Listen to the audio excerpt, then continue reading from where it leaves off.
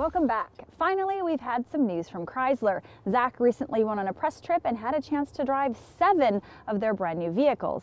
So what's next? The Challenger. If you want fun, nostalgia, and power in one car, well, this vehicle has it. And for 2011, it delivers on all fronts. First and foremost, Dodge didn't change the styling, thank goodness. What they did do is drop in a new 392 engine with 470 horsepower and 470 pound-feet of torque. In addition, the suspension has been recalibrated to help rid the Challenger of its touring tendencies into a much better handling car. The good news is that the base model is much better too. It receives a new 3.6-liter, 305 horsepower engine. So even if you don't want to splash out for the V8, it'll still be a lot of fun to drive. Well, I gotta say, that Challenger is my favorite looking pony car. It looks stunning. You know, when we were at the launch, I was standing next to this fellow. I started talking to him about it, and then I found out he's like the head guy for the whole Challenger project. And I said, 392, you're using the old cubic inches. And he said, well, we have all of these guys that are working on this car who are real muscle car enthusiasts, and somebody figured out that the 6.4-liter engine worked out to 392 cubic inches. So that's why it's got the retro designation on it.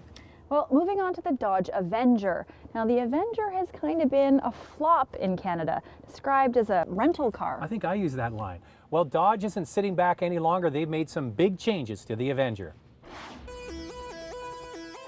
The biggest news is that the 4-cylinder gets a 6-speed auto, and the new V6 engine has 283 horsepower.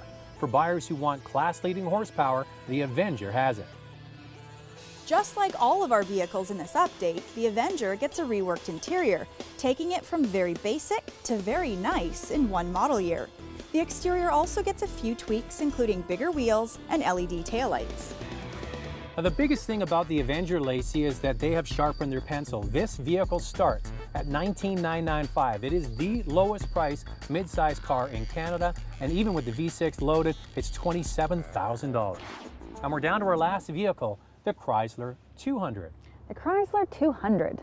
What is in a name? Well, Chrysler must have thought that the Sebring had too much baggage attached to it because they've dropped it and are now calling their mid-size sedan the 200.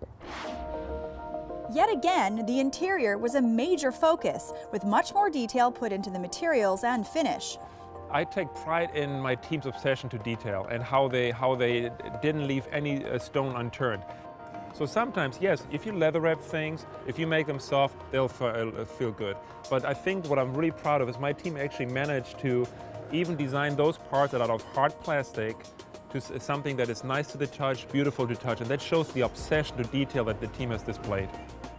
The thing is that the old car was nice enough to drive, but it had kind of a basic drive to it. Now they've dialed it in. They've lowered the suspension, all new bushings, sway bars, springs, everything has been adjusted. So what you get is a vehicle that isn't that expensive, but it has a quality feel to it. And when you throw it into corners, it does a good job in the corners, and it just feels like a much more expensive car than any Sebring ever did.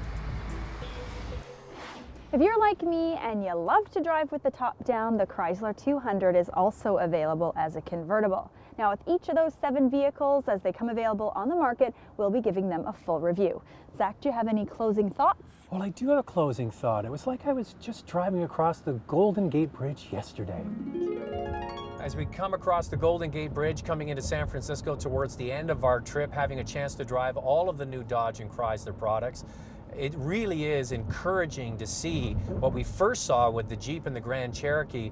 They've done so much to the interiors. That new 3.6-liter Pentastar engine that they have across their entire line of vehicles is so much better, and they're just hopefully going to continue on this trend of producing vehicles that are as good as anybody else in the business, and in some ways better.